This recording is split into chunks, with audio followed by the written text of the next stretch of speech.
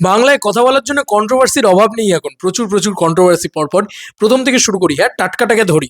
প্রথমত হচ্ছে গো মাংস নিয়ে একটা কন্ট্রোভার্সি শুরু হয়েছে। দেখো, গো মাংস খাওয়া সেটার একটা অন্যায়ের কাজ, বিরাট বড় গর্হিত অপরাধ। এরকম একটা স্টেটমেন্ট তৈরি হয়েছে, ব্রাহ্মণের ছেলে গো মাংস নাকি খাওয়া যাবে না ইত্যাদি একটা স্টেটমেন্ট তৈরি হয়েছে। সেটা আলাদা ন্যারেটিভ, সেটা আলাদা বক্তব্য, সেখানে আমি কোনো রকম কোনো মন্তব্য রাখতে চাইছি না, কারণ সেটা আবার পলিটিক্যাল হয়ে যাবে। আমি জানি না এই বিষয়টাকে সাথে তৈরিও কে পলিটিক্যাল লোক, ঋত্বিক চক্রবর্তী থেকে শুরু করে রানা সরকার থেকে শুরু করে অনেকেই এই পুরো বিষয়টাকে নিয়ে খিল্লি করেছে আর কি, মজা করেছে আর কি। এবং সেটা করেছে কে? সায়ক চক্রবর্তী। নামটা শুনলেই হাসি পায় না? নামটা শুনলেই মনে হয় না যে কন্ট্রোভার্সি, সেই কন্ট্রোভার্সির রাজা, হাসির রাজা, দুষ্টু রাজা, কন্ট্রোভার্সির রাজা গোপাল ভাঁড়, সেরকম একটা ব্যাপার। সেরকম একটা সায়ক চক্রবর্তী, বাট এরকম লাগে আমার। আমার সিরিয়াসলি মনে হচ্ছে বন্ধুরা, যত রকম মৃত্যু আছে বা কোনো রকম কোনো সেলিব্রিটির কন্ট্রোভার্সি, সেখানে সায়ক চক্রবর্তী ঠিক পৌঁছে যায়। ভালো করে লক্ষ্য করে দেখবে তো এটা, ভালো করে লক্ষ্য করে দেখবে, এটা তুমি দেখতে পাবে। সায়ক চক্রবর্তী সেখানে গিয়ে ঠিক উপস্থিত হয়ে গেছে, ঠিক পৌঁছে গেছে। এই কয়েকদিন আগেই হসপিটালে ব্লগ করছিল, 10 মিলিয়ন ভিউজ পেয়েছে দেবলীনা নন্দী। ঠিক আছে, আমি দেখছিলাম, আমি ঘটনাগুলো দেখি। ওর ওর অ্যাকচুয়ালিতে কি মানে সিরিয়াল টিরিয়াল তো করে মনে হয়। এবার এখন কি ও সিরিয়াল করতে পারছে না, নাকি ওকে কেউ নিচ্ছে না, তাই জন্য ওকে এইসব করতে হচ্ছে? দেখো, তুমি যাই বলো না কেন, এই আমি কথাটা বলছি, এখন যে যেরকম ভাবে কথা বলছে এইটা নিয়ে এত লোকে হাউচাউ করছে না, ওরই দুটো মাল্লু হচ্ছে। এবার প্রতি মাসেও কিছু না কিছু করবে, আমার এখন যা মনে হচ্ছে। কারণ হয়তো মেবি সত্যি হয়তো কাজ নেই, হয়তো সত্যি সিরিয়ালের কাজ নেই, বা কি আছে আমি জানি না। মানে ব্যাপারটা হচ্ছে যে সায়ক চক্রবর্তীর মূল মোটো হচ্ছে প্রতি মাসে আমি একটা করে কন্ট্রোভার্সি ক্রিয়েট করবো। আগের মাসে দেবলীনা নন্দীর সুইসাইড কন্ট্রোভার্সি, সেখানে উনি একদম ক্যামেরা নিয়ে হসপিটাল কর্তৃপক্ষের ভিতরে ঢুকে গেলেন, 4টে ব্লগ বানিয়ে ফেললেন, এটা হলো। তারপরে আরও অনেকের ক্ষেত্রেই সেটা ঘটেছিলেন, এবং যত মৃত্যু হয়, যত সেলিব্রিটিদের হয়, সেখানে উনি ঢুকে পড়েন। ঠিক আছে, এবং যখন যেখানে যখন দেখেন কন্ট্রোভার্সি, উনি ঝাঁপিয়ে পড়েন। কেন? ভিউজের দরকার। উনি, ওনার কোনো কন্টেন্ট ন্যাচারালি ভাইরাল হওয়ার মতন নয় অলরেডি, এবং যথেচ্ছ একটা ফেস ভ্যালু আছে, এমন নয় যে একদম ফেস ভ্যালু নেই। তো সেটাও একটা সুবিধার কারণ, কারণ ফেস ভ্যালুটা আছে বলে একটা বেসিক কন্ট্রোভার্সি হলে আরামসে আরামসে সেটাকে মানে পুল করা যায় আর কি। খুব ভালো দিক এটা একটা, ভীষণ ভালো ব্যাপার এটা একটা, যে আরামসে অনেকটা নিজস্ব যেহেতু ফেস ভ্যালু আছে, যেহেতু সিরিয়াল অডিয়েন্স অনেকে চেনে। এবার দেবলিনার পরবর্তীকালে নিশ্চয়ই ভিউজ রিচ ডাউন ছিল। ইচ্ছা করে গিয়ে তুমি একটা মানে কি বলবো, একটা পাবে গেছো, সেখানে একটা ক্লাবে গেছো, সেখানে তুমি কি এক্সপেক্ট করছো? সেখানে কি, হ্যাঁ, মানে লক্ষ্মী পুজোর প্রসাদ পাওয়া যাবে? অদ্ভুত কথা। এবং একটা লোক চিন্তা করো কিরকম মানে নিজে থেকে কন্ট্রোভার্সি ক্রিয়েট করতে চায়, যত দোষ ওয়েটারের, ঠিকই তো, স্বাভাবিক বিষয়, এরকম একটা ন্যারেটিভ তৈরি করার চেষ্টা ডেফিনেটলি চলবে। কিন্তু ব্যাপারটা হচ্ছে তুমি ভালো করে ভেবে দেখো, ডেফিনেটলি ওয়েটারটার তো দোষ আছে। ও কেন, যদি সাপোজ আমি ধরি, আদপেও সে মটন স্টিক অর্ডার দিয়েছিল কেন সেটাই তো আমরা জানি না। সে মটন স্টিক অর্ডার দিয়েছে, দিয়ে তারপরে সে বলছে যে আমার কাছে বিফ স্টিক এসছে। হতেই পারে সে মটন স্টিক অর্ডার দিয়েছে, সায়ক চক্রবর্তী মটন স্টিকই হয়তো অর্ডার দিয়েছিল। তো বক্তব্য হচ্ছে, তুমি মটন আর বিফের ইয়েটা বুঝতে জানো না? তুমি জানো না যে তুমি ওটা চিপি চিপি বলছে, আমি চিপি চিপি খেয়েও নিলাম। আরে ভাই, তুমি তো এবার ফেঁসে গেছো। তুমি প্রতিবারই ফেঁসে যাও, তাতে কিছু যায় আসে না, কারণ তুমি চাও যে এটা নিয়ে চ্যাপ্টার তৈরি হোক, এটা নিয়ে কথা তৈরি হোক, এটা নিয়ে বলুক, লোকে আমাকে কিস্তি করুক। কিছু লোক চায় জানো তো, যে আমাকে নিয়ে কিস্তি করুক, তবে তো দুটো পয়সা আসবে আমার। এরকম একটা ব্যাপার। এটা খুব খারাপ, মানে এই ধরনের মানুষজনেরা না, মানে একদম সমাজের মানে কিট আর কি অ্যাকচুয়ালিতে। এটাকে নিয়ে যারা রাজনৈতিক রং লাগাচ্ছে তাদের আবার কি বলবো, মানে প্রণম্য, প্রণাম আপনাদের। কিন্তু ব্যাপারটা হচ্ছে যে আমি একটা ব্রাহ্মণের ছেলে, উনি বলছেন আমি একটা ব্রাহ্মণের ছেলে, আমি গরুর মাংস খাইয়ে দিলে আমাকে, ব্যাপারটা এরকম। না জানি না শুনি তুমি মটন স্টিক অর্ডার দিয়েছিলে। তো প্রথম কামড়টা যখন তুমি দিলে, তখন যখন তুমি বুঝলে যে ওটা গরুর মাংস, তারপরে তুমি একটা মটন স্টিক খেয়ে ফেললে। তারপরে ওয়েটার আবার এসে যখন দিল, তখন তুমি ঝামেলা করলে, এবং ঝামেলাটা করে পয়সা রোজগার করলে। অদ্ভুত কথা তো। এ তো মানে মানে লেজেন্ডারি লোক একেবারে।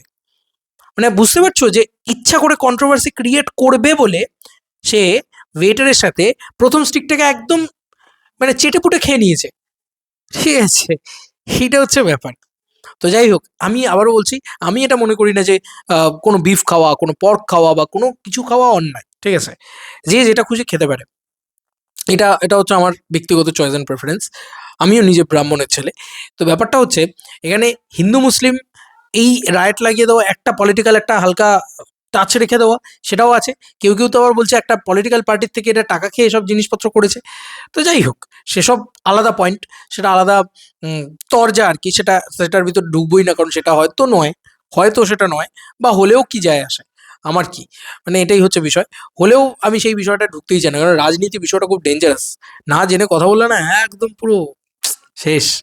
কিন্তু এই পার্টিকুলার পার্সনকে আমি এইটুকু বুঝতে পেরেছি, যতটুকু যা দেখেছি, যতটুকু যা দেখছি, যখন কন্ট্রোভার্সি হয় ঠিক ঝাঁপিয়ে পড়ে।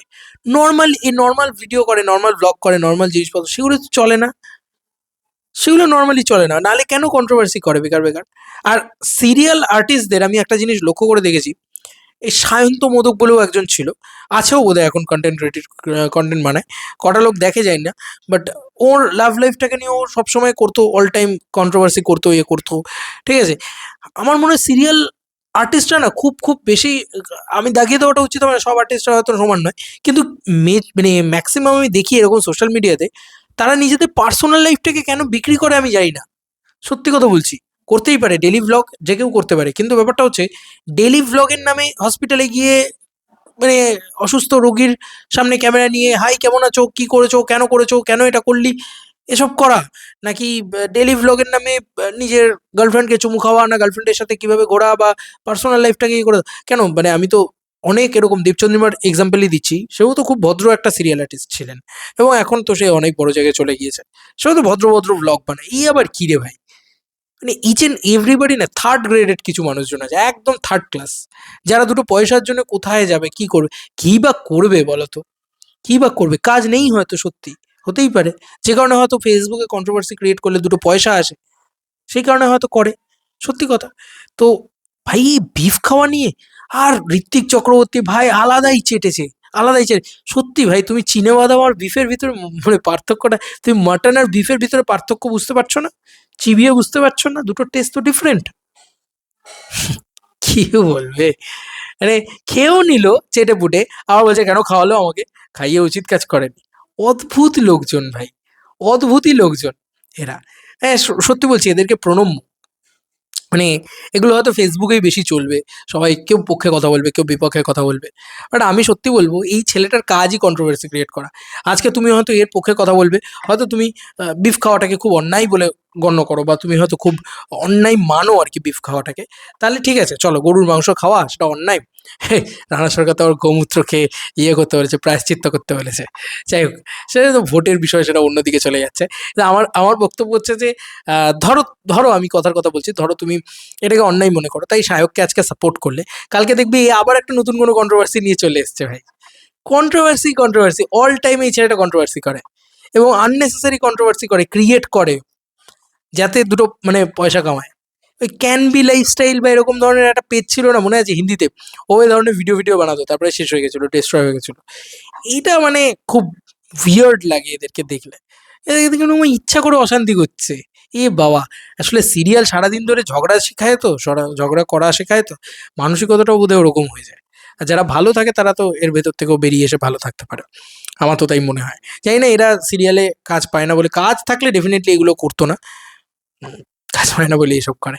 যাক চলো বন্ধুরা, নতুন কোনো ভিডিওতে দেখা হবে, ভাই আমার স্টেটমেন্ট, আমার বক্তব্য আমি দিলাম, চলো বাই।